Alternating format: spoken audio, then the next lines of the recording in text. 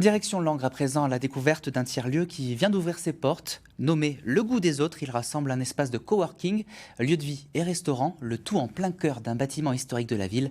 La visite, c'est avec Charlotte Meunier et Maxime Meyer.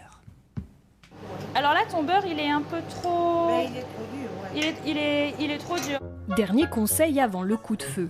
Dans ce restaurant, la plupart des commis n'a aucune formation en cuisine. Ce sont des salariés en insertion, à l'image de Laurence, pour qui la pâte à spéculoos n'aura bientôt plus aucun secret. J'adore ce que je fais. Et puis ça permet aussi de gagner un peu sa vie, il faut le dire. Et puis s'épanouir dans quelque chose qu'on aime en fait. On les accompagne aussi bien en salle et en cuisine pour leur redonner un rythme de travail, pour aussi tout ce qui est sociabilisation, le travail collectif, reprendre confiance en soi, justement pour par la suite qu'ils puissent vraiment trouver un emploi durable, on va dire, en milieu ordinaire. Mais si l'auberge est unique, c'est surtout pour son emplacement. Elle est située dans la maison Providence de Langres, où vit depuis 220 ans une congrégation de religieuses. Aujourd'hui, seules 4 sœurs résident encore dans ces murs.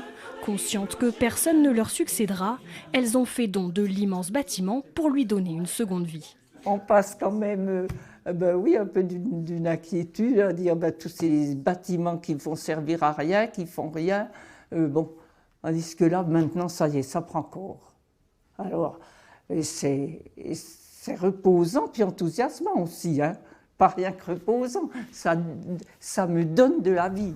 Au-delà du restaurant, le lieu accueille désormais des appartements à louer ou encore une université populaire où chacun peut venir travailler ou assister à des débats. Ce qui est important, c'est tous ces publics qui vont se rencontrer. Les personnes qui habitent ici, les personnes qui vont travailler, qui vont faire la cuisine, les personnes qui viennent manger, les personnes qui viennent à l'université populaire.